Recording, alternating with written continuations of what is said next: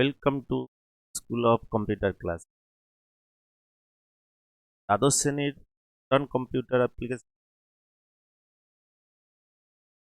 চতুর্থ অধ্যায় অর্থাৎ ইন্ট্রোডাকশন টু স্প্রেডশিট অধ্যায়ের দ্বিতীয় ভিডিওতে স্বাগতম। আমরা প্রথম ভিডিওতে এই চ্যাপ্টার অর্থাৎ ইন্ট্রোডাকশন টু স্প্রেডশিট চ্যাপ্টার প্রাথমিক জিনিস স্প্রেডশিট সফটওয়্যার মেনলি বা মূলত ব্যবহার করা হয় হিসাব নিকাশ। সবচেয়ে জনপ্রিয় স্প্রেডশিট সফটওয়্যারের নাম তো আমরা যে সফটওয়্যারটায় কাজ করব স্প্রেডশিট সফটওয়্যারটা ইলেকট্রনিক্স তার নাম হচ্ছে মাইক্রোসফট 7 ভার্সানে কাজ করব। প্রথম ভিডিওতে আমরা একটা এক্সেল উইন্ডো খুললে তার যে বিভিন্ন অংশগুলো সম্বন্ধে একটা এক্সেল উইন্ডোতে যাচ্ছি। আবার এই উইন্ডো এইটার সবচেয়ে উপরে ছিল টাইটেল বার, এটা হচ্ছে অফিস বাটন, তারপরে ইনসার্ট, হোম, পেজ লেআউট, এগুলোকে আমরা রিবন বলি। প্রতিটা রিবনের আন্ডারে আবার বিভিন্ন কমান্ড গ্রুপ আছে, যেমন রিবনের বোর্ড, ফন্ট, অ্যালাইনমেন্ট, নাম্বার ইত্যাদি কমান্ড গ্রুপ আছে। তারপরে এখানটায় ফাংশন বার, নেম বক্স, রো, হেডার 1 2 3 4 করে এরকম আমরা দেখেছি 10,48,576টা রো থাকে। কলাম ABCD এরকম 16,384টি কলাম থাকে। রো এবং কলামের সংযোগস্থল যেগুলোকে আমরা সেল বলছি, আয়তকার ঘরগুলো সেল। যে সেলটাতে আমরা ক্লিক করব মাউস পয়েন্টার সেটা অ্যাক্টিভ হবে, তার চারধারে একটা কালো রঙের বর্ডার হবে। এগুলো সিট ট্যাব বলা হয়। ডিফল্ট সিট থাকে সিট 1, সিট 2, সিট 3। এই ওয়ার্কবুকটাতে একটা ওয়ার্কবুক হচ্ছে একটা ফাইল। একটা ওয়ার্কবুকের ডিফল্ট 3টে ওয়ার্কশিট থাকে, সিট 1, সিট প্রয়োজনে বাড়াতে পারি বা কমিয়ে নিতে পারি এবং সিটগুলোর নামও কিন্তু পরিবর্তন করতে পারি। তো যে ওয়ার্কবুকটা খোলা আছে সেই ওয়ার্কবুকটার নাম আমরা টাইটেল বার থেকে দেখতে পাচ্ছি এবং 3টে সিটের নাম দেখতে পাচ্ছি মার্কস, সিট 2 এবং সিট 5। তো সিটগুলোর নামও আমরা কিন্তু পরিবর্তন করতে পারি। কিভাবে পরিবর্তন করি নামগুলো সেগুলো আমরা পরবর্তী ভিডিওগুলোতে। তারপরে ডান দিকে থাকে ভার্টিক্যাল স্ক্রল বার, এটাকে উপর নিচে করার জন্য ভার্টিক্যাল স্ক্রল বার, সেরকম হরাইজন্টাল স্ক্রল বার বাঁ দিক ডান দিক করার জন্য তার নিচে একটা স্ট্যাটাস বার ছিল। এখানে ভিউ বাটন, এই তিনটা ভিউ এবং জুম বাটন যেটা আমরা ছোট বড় করার জন্য জুম বাটন ব্যবহার। তো এই অংশগুলো সম্বন্ধে অলরেডি আমরা প্রিভিয়াস ভিডিওতে দেখে নিয়েছি। আজকে আমরা এক্সেলে কাজ করতে গেলে যে কাজগুলো আমাদেরকে জানা দরকার সেইগুলো আস্তে আস্তে জানবো। তো আজকে জানবো যেটা ওয়ার্কশিট ভিউ সম্বন্ধে জানবো, অর্থাৎ যে ওয়ার্কশিটে কাজ করবো তার কত রকমের ভিউ হয়। মুভিং অ্যারাউন্ড দ্য ওয়ার্কশিট, অর্থাৎ একটা ওয়ার্কশিটে কিভাবে আমরা এক জায়গা থেকে অন্য জায়গায় যাব, বিচরণ করা বলা হয়। কিভাবে করব ক্রিয়েটিং, একটা ওয়ার্কবুক তৈরি করব কিভাবে, নতুন ওয়ার্কবুক সেভিং, সেই ওয়ার্কবুকটা সেভ করব কিভাবে, ক্লোজিং কিভাবে বন্ধ করব, এবং ওপেনিং অর্থাৎ পুরানো কোনো ফাইল যেটা আমরা সেভ করে গেছি ওয়ার্কবুক সেটা করবো কিভাবে। প্রথম আমরা যেটা জানবো একটা ওয়ার্কশিটের ভিউ। একটা ওয়ার্কশিট বললাম ওয়ার্কবুকের এক একটা পেজ। যে সিটটায় আছি আমরা সেই সিটটার নাম মার্কস। এরকম সিটে যেতে পারি, সিট 5এও আমরা যেতে। তো আমরা মার্কস ওয়ার্কশিট এটার ভিউ কিরকম বা কত রকমের হতে পারে। যে কোনো ওয়ার্কশিটের 3 রকম ভিউ থাকতে পারে। 1 নম্বর হচ্ছে নর্মাল লেআউট ভিউ, 3 নম্বর হচ্ছে পেজ ব্রেক ভিউ। রকমের ভিউ থাকে, অর্থাৎ কোন ভিউয়ে কাজ করলে কিরকম কাজ করা যাবে সেটা আমরা এবারে ডিটেলসে জানবো। প্রথম হচ্ছে নর্মাল ভিউ। সাধারণত এক্সেল ওয়ার্কশিটটি নর্মাল ভিউতেই থাকে। যখন আমরা ওয়ার্কবুকটা খুলবো, একটা নতুন এক্সেল প্রোগ্রাম চালু করলেই কিন্তু একটা নতুন ওয়ার্কবুক তৈরি হয়ে যায়। তো তখন যে ভিউটা দেখি আমরা সেটাকেই বলছি নর্মাল ভিউ। অর্থাৎ আমরা এখন যে ভিউটা দেখছি সেটা কিন্তু নর্মাল ভিউ, এটা একটা নর্মাল ভিউ। এই নর্মাল ভিউতে যদি ওয়ার্কশিটটা নর্মাল ভিউ করা না থাকলে তাহলে কিন্তু data entry, data filtering, chart তৈরি, ফরম্যাটিং ইত্যাদি কাজ করা কিন্তু কষ্টকর। অর্থাৎ যে ভিউতেই থাক না কেন আমাদেরকে সেটাকে নর্মাল ভিউয়ে পরিণত করে নিতে হবে। যে কোনো ভিউ থাকলে এক্সেলটি যদি অন্য কোনো ভিউতে থাকে, আদার যে দুটো ভিউ বলছি পেজ লেআউট ভিউ এবং পেজ ব্রেক প্রিভিউ যদি করা থাকে তাহলে কিন্তু আমাদেরকে প্রথমে নর্মাল ভিউ করে নিতে হবে, তারপরে কাজ করব আমরা। 2 নম্বর যে ভিউটা হচ্ছে পেজ লেআউট ভিউ। এই ভিউতে সম্পূর্ণ ওয়ার্কশিটটি আলাদা আলাদা পৃষ্ঠায় বিভক্ত হয়ে প্রদর্শন করে। এই লেআউটের সুবিধা হলো প্রতিটি পৃষ্ঠার উপরে ক্লিক অ্যাড টু হেডার এবং ক্লিক অ্যাড টু ফুটার, নিচের দিকে লেখাগুলিতে ক্লিক করে পৃষ্ঠার উপরে এবং নিচে হেডার ফুটার যোগ করতে হবে। এটা ক্লাস 11-এ মাইক্রোসফট ওয়ার্ডে হেডার এবং ফুটার সম্বন্ধে জেনে অর্থাৎ কোনো কাজ করতে গেলে প্রতি পাতার উপরে যে অংশটা থাকে সাধারণত লেটার হেড বা এই ধরনের কোনো স্কুলের নাম এই ধরনের যে হেডিং থাকে, তো প্রতি পাতায় আলাদা করে না লিখে হেডার যোগ করে করতে পারি, এবং ফুটারে সাধারণত কোন ডেটে পেজটা তৈরি হয়েছে বা পেজ নাম্বার কত ইত্যাদি লেখা থাকে, এগুলো আমরা অটোমেটিক্যালি যোগ করতে যাই। হেডার ফুটার যোগ করেছিলাম মাইক্রোসফট ওয়ার্ডে। এক্সেলেও সেরকম যদি আমরা যোগ করতে চাই, তাহলে কিন্তু পেজ লেআউট ভিউয়ে করে নিয়ে তারপরে আমরা হেডার এবং ফুটারগুলো যোগ করতে পারি। তো সেই ভিউতে আমরা থাকি। যদি দেখি আমরা যদি পেজ লেআউট ভিউ, এই ভিউ বাটন থাকে নিচের দিকের কোণে, এখানে তিনটে ভিউ বাটন আছে দেখো। নর্মাল ভিউ একদম নিচের ডান দিকে মাউস পয়েন্টারটা লক্ষ্য করলে দেখতে পারবে। Normal view, page layout view এবং পেজ ব্রেক প্রিভিউ, এই তিনটা ভিউ বলেছি। তাহলে আমরা এখন নর্মাল ভিউ আছে, আমরা যদি পেজ লেআউট ভিউ করি, অথবা আমরা ভিউ থেকেও কিন্তু এই ভিউগুলো করতে পারি। ভিউ রিবনে গেলাম, এই ভিউ রিবন থেকে নর্মালে আছে বাই নর্মাল সিলেক্ট করা আছে পেজ লেআউট এবং পেজ ব্রেক প্রিভিউ করতে পারি। তো পেজ লেআউট যদি ভিউ আমরা ক্লিক করি, আমরা কিন্তু দেখতে পাবো, এখানে দেখতে পাচ্ছি ক্লিক অ্যাড টু হেডার, আর নিচের অংশে থাকবে ক্লিক অ্যাড টু ফুটার, আর এই অংশে আমরা কাজ করব। তাহলে প্রতিটা পেজে আমরা এরকম প্রতিটা একটা উইন্ডো ভাগ হয়ে গেছে পেজ ব্রেক প্রিভিউতে, এবং প্রতিটার উপরে ক্লিক অ্যাড টু হেডার এবং ক্লিক অ্যাড টু ফুটার প্রতিটা পেজে দেখো আলাদা আলাদা করে আছে। এটাকে আমরা বলবো page layout view. Normal view ছিল, এটা normal view. Page layout view করলে এই অপশনটা হয়ে যাবে। বা যদি আগের আমরা ওয়ার্কশিটটা দেখি, তো পেজ লেআউট ভিউ করলে এরকম হয়ে যাবে, click add to footer, click add to header এরকম, এবং পেজগুলো বিভক্ত হয়ে গেছে। এটা গেল আমাদের পেজ লেআউট ভিউ। তারপরে আছে page break preview. Page break preview এই ভিউতে সম্পূর্ণ ওয়ার্কশিটটি মোটা লাইনের সাহায্যে আলাদা আলাদা পৃষ্ঠায় বিভাজিত অবস্থায় দেখা যায়। অর্থাৎ পেজ ব্রেক ভিউ করলে টোটাল ওয়ার্কশিটটাকে আমরা কি করব, আলাদা আলাদা পৃষ্ঠায় মোটা লাইন দিয়ে একদম ডিভিশন ভাবে দেখতে পাবো, এবং পৃষ্ঠাগুলোতে লেখা থাকবে পেজ 1, পেজ 2, পেজ 3 এরকম লেখাগুলি দেখা যায়। তো আমরা যদি কোনো ওয়ার্কশিটটিকে পেজ ব্রেক প্রিভিউ করি, তো আমরা যদি পেজ এই ভিউ উইন্ডোর পেজ ব্রেক প্রিভিউতে ক্লিক করি, তাহলে টোটালটাকে আমরা দেখতে পাচ্ছি যে দুটো পেজে আমরা দেখতে পাচ্ছি যে লেখাটা আছে আমাদের, সেটা দুটো পেজে আছে। আমরা যদি জুমটা বাড়িয়ে দিই তাহলে আরো ভালো বুঝতে পারবো। দুটো পেজ, পেজ 1, পেজ 2, আমরা যে লেখাটা লিখেছিলাম বা যে ওয়ার্কশিটটা তৈরি করেছিলাম সেটা দুটো পেজে। আর নতুনকে যদি আমরা করতে যাই পেজ ব্রেক প্রিভিউ, তাহলেও আমরা এখানে যেহেতু কোনো ডাটা নেই, তো সেই জন্য পেজ ব্রেক প্রিভিউটা সেই মতো দেখাবে না। অর্থাৎ ডাটা দেখার পর আমরা পেজ ব্রেক প্রিভিউটা করে নিলে বুঝতে আমাদের সুবিধা হবে। টোটাল উইন্ডোটাকে যত আমরা ডাটা এন্ট্রি করেছি সেই মোড এরিয়াটাকে যটা পেজ হবে অটোমেটিক্যালি তটা পেজে মোটা লাইন দিয়ে পেজ 1, পেজ 2 আমার দিকে দেখায়। তো এটাকে গেল পেজ ব্রেক প্রিভিউ। কিন্তু যে কোনো কাজ করার জন্য আমরা বলছি কিন্তু নর্মাল ভিউতে নিয়ে গিয়েই কিন্তু আমাদেরকে কাজ করতে হবে। পেজ ব্রেক প্রিভিউ যে কোনো লাইনে লেখার পরেই কিন্তু পেজ ব্রেক প্রিভিউটি আমরা দেখাবো। স্ট্যাটাস বার ছাড়াও এই তিনটা বাটন কিন্তু, এই যে স্ট্যাটাস বারে এই তিনটা বাটন আছে, আমরা যদি নর্মাল ভিউ স্ট্যাটাস বার আমরা বলেছিলাম যে এক্সেল উইন্ডো সবচেয়ে নিচের বারটা হচ্ছে স্ট্যাটাস বার, এখানেই কিন্তু ভিউ থাকে normal view, page layout view এবং পেজ ব্রেক প্রিভিউ। তো এইখানে ছাড়াও আমরা বললাম কি ভিউ বাটন থেকে ভিউ রিবনের, যে বাটন না, ভিউ রিবনের ওয়ার্কবুক ভিউ কমান্ড, অর্থাৎ ওয়ার্কবুক ভিউ কমান্ড গ্রুপ থেকে আমরা কিন্তু এই ভিউগুলো চেঞ্জ করতে পারি। তো এই গেল একটা ওয়ার্কশিটের বিভিন্ন ভিউ, 3 রকম view, normal view, page layout view, page break preview. এরপর আমরা যেটা করব সেটা হচ্ছে ওয়ার্কশিটে বিচরণ করা, মুভিং অ্যারাউন্ড দ্য ওয়ার্কশিট, অর্থাৎ ওয়ার্কশিটের এক জায়গা থেকে অন্য জায়গায় কিভাবে যাব।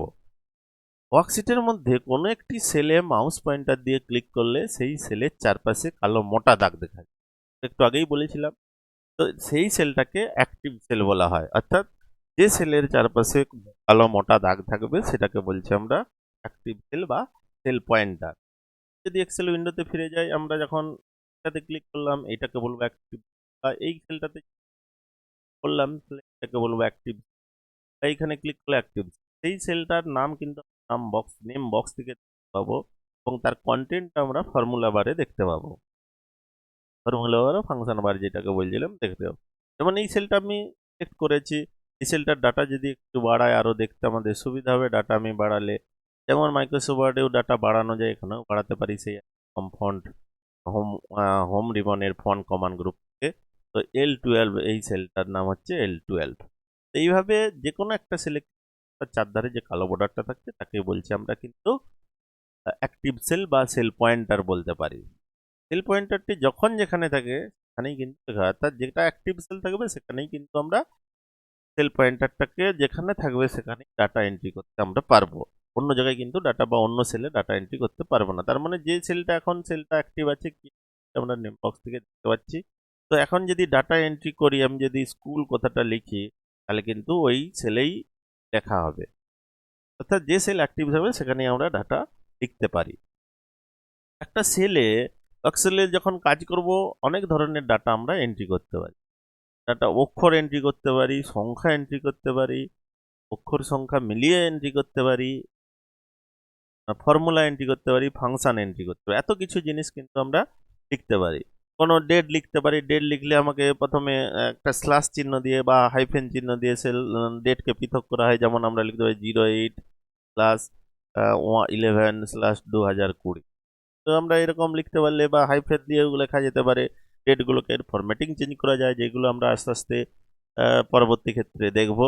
এটা দিয়ে কিন্তু আমরা পরবর্তী ক্ষেত্রে আস্তে আস্তে সেল ফরম্যাটিং এ দেখব। তো বিভিন্ন ধরনের ডাটা কিন্তু একটা সেলে লেখা যায়। তো যখন এক্সেল থেকে অন্য সেলে যাব, বিচরণ করা যেটাকে বলছি, কিভাবে করব, তার কতগুলো শর্টকাট কি আছে আমরা সেগুলোকে আস্তে আস্তে দেখব।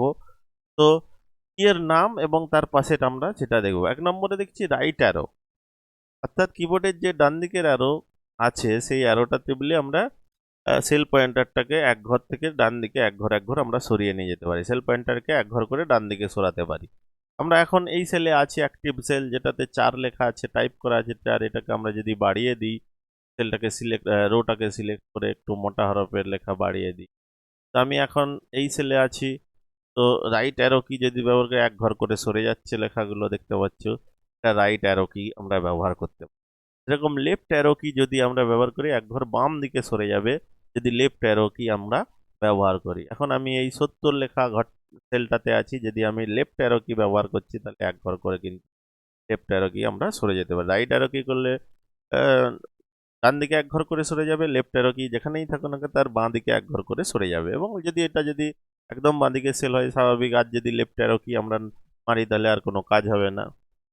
এরকম আছে আপ অ্যারো কি উপর দিকে ওঠার জন্য এক ঘর করে, ডাউন অ্যারো কি এক ঘর নিচে করার জন্য এক ঘর করে, সেল পয়েন্টার নিচে সরানোর জন্য। আমরা যদি এখন আপ কি মারি তাহলে উপর দিকে এক ঘর সরে যাচ্ছে দেখো, আবার ডাউন করলে নিচের দিকে এক ঘর করে সরে যাবে। লেফট অ্যারো আপ, সেরকম রাইট, লেফট, আপ, ডাউন এই 4টা অ্যারো কি ব্যবহার করে আমরা এক ঘর করে সেল পয়েন্টারটাকে বা অ্যাক্টিভ সেলকে একদিক থেকে এক ঘর করে সরাতে পারি। রাইট করলে ডান দিকে এক ঘর করে সরাতে পারবো সেল পয়েন্টার, লেফট অ্যারো করলে বাম দিকে এক ঘর করে সরাতে পারবো, আপ অ্যারো কি যদি ব্যবহার করি তাহলে আমরা এক ঘর উপরের দিকে সরাতে পারবো, এবং ডাউন অ্যারো কি করলে এক ঘর নিচের দিকে সরাতে পারবো। তো তারপর আছে পেজ ডাউন, অর্থাৎ সেল পয়েন্টারটিকে এক স্ক্রিন নিচে নামানো যাবে।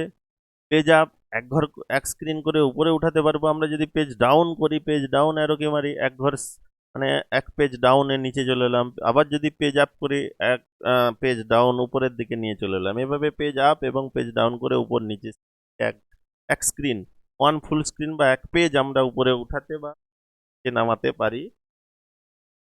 আমরা পেজ আপ এবং পেজ ডাউন ব্যবহার করে, কি ডাউন কি ব্যবহার করে। তারপরে হচ্ছে অল পেজ আপ, সেল পয়েন্টারটাকে এক স্ক্রিন বাম দিকে সরে যায়।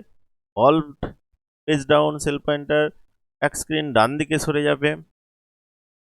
হোম, যেখানেই থাকি না কেন সেল পয়েন্টার বর্তমান রোয়ের প্রথম কলামে চলে আসবে। সেরকম এন্ড, কন্ট্রোল হোম, সেল পয়েন্টারটাকে যে কোনো স্থানেই থাকি না কেন A1 অর্থাৎ ফার্স্ট সেলে কিন্তু চলে আসবে। আমরা যদি হোম কি আমরা ধরলাম এই সেলটাতে আছি, অর্থাৎ L12 যেখানে GGG লেখা আছে। তো যদি আমি হোম কি টিপি, এখন হোম কি দিচ্ছি তাহলে ওই রোয়ের প্রথম সেলে চলে এলো, অর্থাৎ A12 চলে এলো। আমরা ছিলাম L12, তো আমি যদি হোম কি টিপি তাহলে কিন্তু একদম প্রথম ওই রোয়ের, অর্থাৎ এই 12 রোয়ের প্রথম সেলে কিন্তু সেল পয়েন্টারটা চলে আসলো। আর কন্ট্রোল হোম যদি টিপি, আমি কন্ট্রোল টিপে হোম, তাহলে কিন্তু একদম A1 সেলে আমরা চলে আসবো। যেখানেই থাকি না কেন আমরা যদি এক্সেল ওয়ার্কশিটের যে কোনো সেলেই যদি থাকি না কেন একদম সরাসরি প্রথম সেলে, অর্থাৎ প্রথম সেল হচ্ছে যে কোনো ওয়ার্কশিটের A1, সেই সেলে সরাসরি আসার জন্য কিন্তু কন্ট্রোল হোম টিপলেই আমরা সেই সেলে চলে আসব। তারপর কন্ট্রোল এন্ড, এরকম ওয়ার্কশিটের শেষ সেলে যদি যেতে চাই কন্ট্রোল এন্ড, বা শুধু এন্ড যদি আমরা টিপি সর্বশেষ কলামে চলে যাব। আমরা যদি পরবর্তী স্ক্রিনটাই দেখি তাহলে দেখতে পাবো এন্ড করলে একদম সেল পয়েন্টার এক ঘর করে ডান দিকে সরানো যায় এন্ড অ্যারো টিপলে। তো কন্ট্রোল এন্ড বা শুধু এন্ড করলে তো আমরা দেখতে পাচ্ছি যে এখানে আছি আমি এই F15 বা L12, এখান থেকে যদি আমরা কন্ট্রোল এন্ড টিপি একদম শেষ সেলে আমরা চলে যাচ্ছি, ওয়ার্কিং এরিয়ার একদম শেষ সেলে চলে যাব। বা শুধু যদি এন্ড টিপি, আমরা ধরলাম এই সেলে আছি, এখানে আছি, যদি এন্ড টিপি তাহলে কন্ট্রোল এন্ড টিপলে আমরা কিন্তু ওয়ার্কিং এরিয়ার শেষ সেলে চলে যাব। কন্ট্রোল এন্ড, শুধু এন্ড না, শুধু কন্ট্রোল এন্ড। একই রকম কন্ট্রোল অ্যারো সর্বশেষ কলামে চলে যাব, যদি কন্ট্রোল টিপে অ্যারো টিপে একদম সর্বশেষ কলাম, আমরা আগের দিনে বলছিলাম সর্বশেষ কলাম XFD, কন্ট্রোল এন টিপলে কিন্তু সর্বশেষ কলামে চলে গেলাম কন্ট্রোল অ্যারো। আর কন্ট্রোল লেফট অ্যারো যদি টিপি একদম আমরা যে ওয়ার্কিং এরিয়ার প্রথম সেলটাতে কলামে চলে আসব। অর্থাৎ কন্ট্রোল এন্ড যদি টিপি এন্ড অ্যারো যদি টিপি, এন্ড অ্যারো টিপলে ওয়ার্কিং এরিয়ার এন্ডে চলে যাব।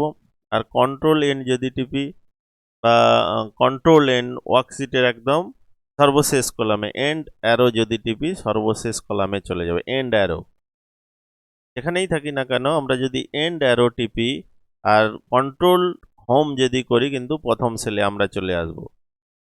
আর এন্ড অ্যারো যদি টিপি, আমরা যদি খালি জায়গা থেকে এন্ড অ্যারো, তাহলে সর্বশেষ কলামে আমরা চলে যাব XFD।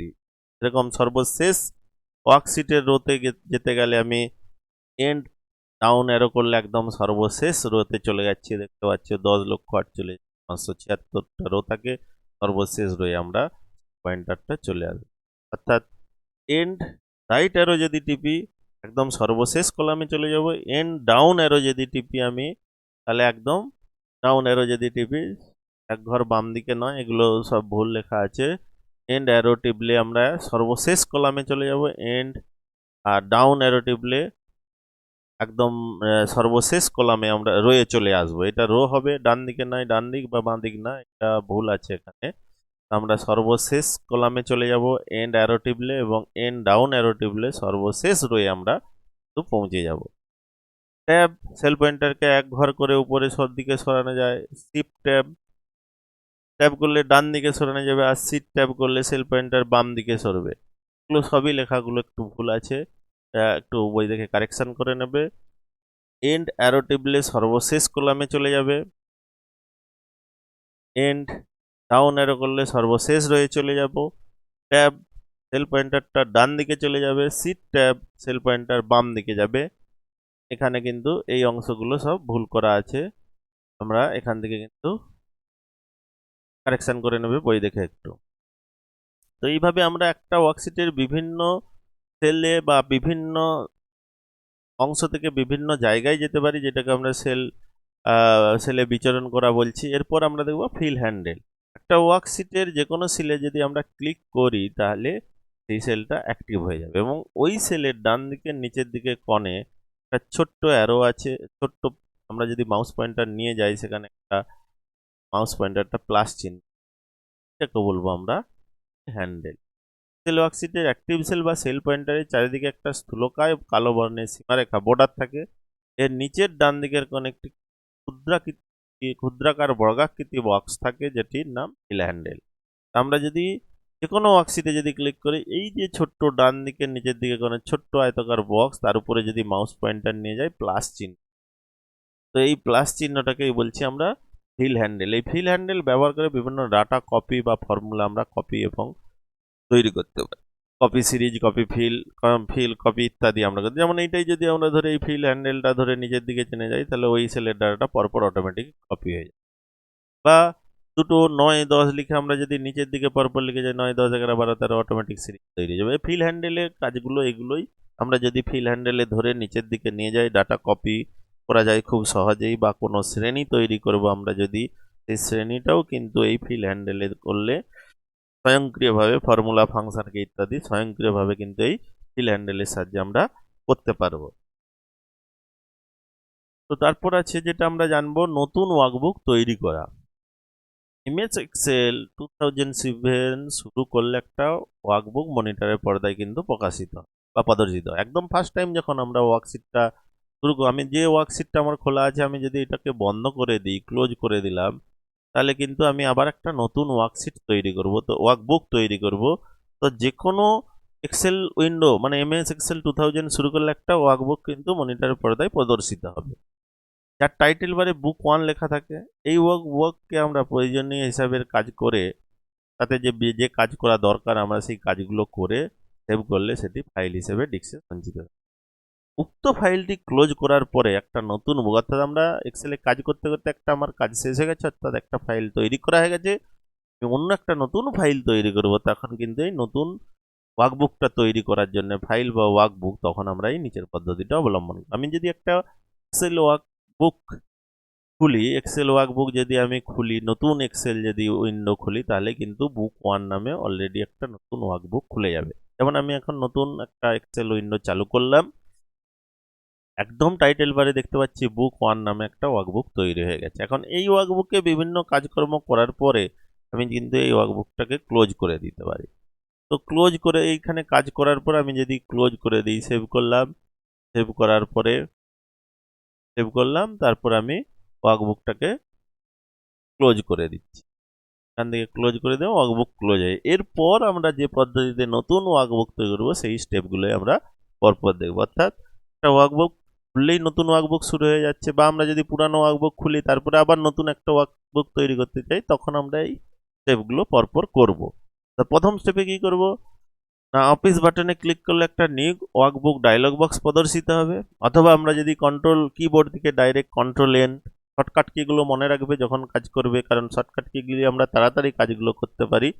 অর্থাৎ অফিস বাটনে ক্লিক করলে নিউ ওয়ার্কবুক ডায়লগ বক্স প্রদর্শিত হবে। এটা দেখছি যে আমি গেলাম অফিস বাটনে ক্লিক করলাম, তারপরে নিউ নিউ ক্লিক করলাম, নিউ ওয়ার্কবুক নামে একটা ডায়লগ বক্স আমাদের কাছে চলে আসলো। 2 নাম্বার, ওই ডায়লগ বক্সে ব্ল্যাঙ্ক অ্যান্ড রিসেট বাটনে ক্লিক করতে হবে। যে ডায়লগ বক্স আছে তার ব্ল্যাঙ্ক অ্যান্ড রিসেট বাটন টেমপ্লেটের অন্তর্গত ব্রান্ড বিভিন্ন আছে, তো এখান থেকে আমরা ব্ল্যাঙ্ক অ্যান্ড রিসেন্ট এই বাটনে ক্লিক করলাম। নিউ ওয়ার্কবুক ডায়লগ বক্সের টেমপ্লেটসের অন্তর্গত বহু ধরনের টেমপ্লেটস আছে, তা থেকে ব্ল্যাঙ্ক অ্যান্ড রিসেট বাটনে ক্লিক করা হলো। তারপর ক্রিয়েট বাটনে ক্লিক করতে হবে। এরপর আমরা ডান দিকে যে ক্রিয়েট বাটন আছে নিচের দিকে ক্রিয়েট বাটনে ক্লিক করলে একটা নতুন ওয়ার্কবুক তৈরি হবে। এই বুকটার বাই ডিফল্ট নাম চলে আসছে বুক 2, আমরা যদি সেভ করি তখন নতুন নামে সেভ হয়ে যাবে। তাহলেই আমরা কিন্তু একটা নতুন ওয়ার্কবুক তৈরি হয়ে যাবে। অর্থাৎ অফিস বাটনে ক্লিক করব, অফিসের আন্ডারে নিউ ক্লিক করলে অফিস বাটনে ক্লিক একটি নিউ ডায়লগ বক্স প্রদর্শিত হবে, অথবা কন্ট্রোল এন করলেও কিন্তু ডাইরেক্ট নতুন একটা ওয়ার্কবুক তৈরি হয়ে যাবে। আমি যদি কন্ট্রোল টিপে এন টিপি তাহলেও কিন্তু নিউ ডায়লগ বক্সটা চলে আসবে, নতুন একদম সরাসরি তৈরি হয়ে গেল। অথবা আমরা যেটা বলছিলাম অফিস বাটনে ক্লিক, তারপর নিউ ক্লিক, তারপর ব্ল্যাঙ্ক অ্যান্ড রিসেন্টের মধ্যে ব্ল্যাঙ্ক ওয়ার্কবুক, এখান থেকে ক্রিয়েট বাটনে ক্লিক করলে নতুন ওয়ার্কবুক তৈরি হয়ে যাবে।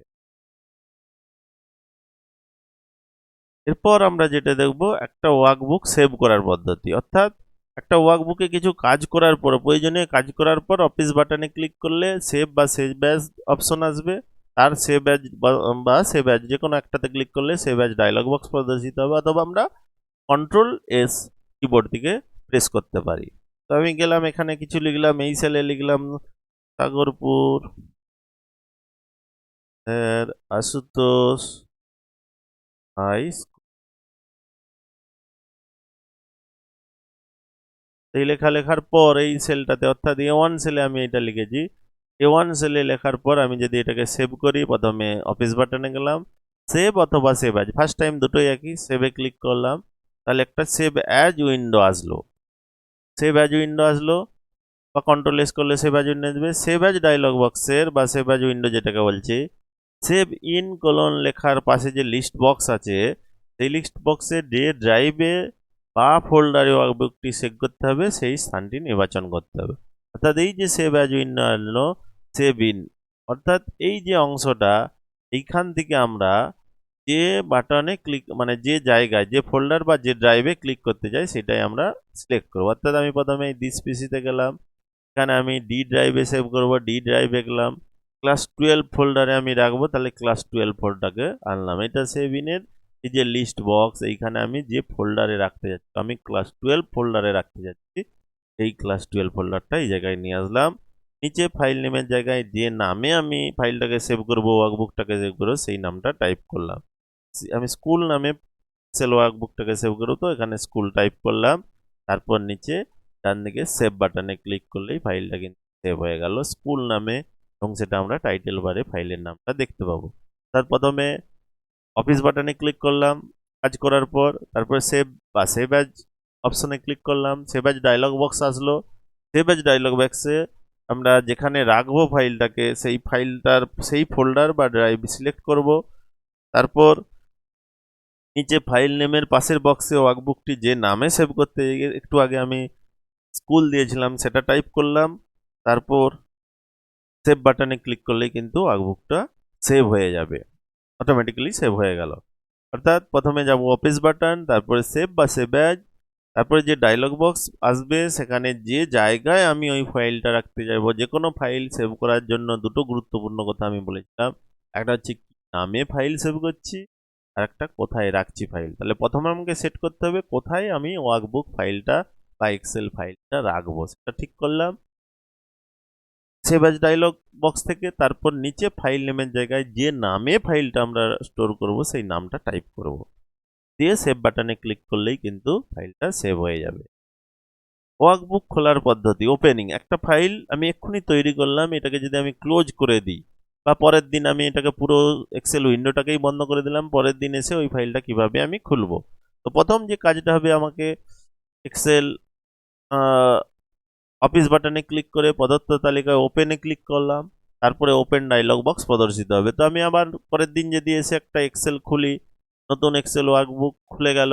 তো এখান থেকে আমি পুরানো যে একটু আগে যে ফাইলটা আমি সেভ করলাম স্কুল নামে সেটা ওপেন করব।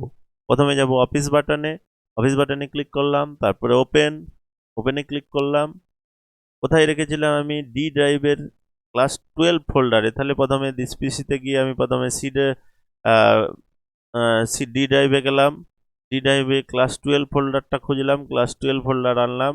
এর আন্ডারে অনেক ফাইল আছে, আমি খুঁজতে যাচ্ছি এক্সেলের স্কুল, অর্থাৎ সেই স্কুল নামের ফাইলটি আমি সিলেক্ট করলাম, করে ওপেন বাটনে ক্লিক করলে কিন্তু সেই ফাইলটা আমার খুলে যাবে। অর্থাৎ এইভাবে আমি পুরানো যে কোনো ফাইল কিন্তু এক্সেল ফাইল খুলতে পারি।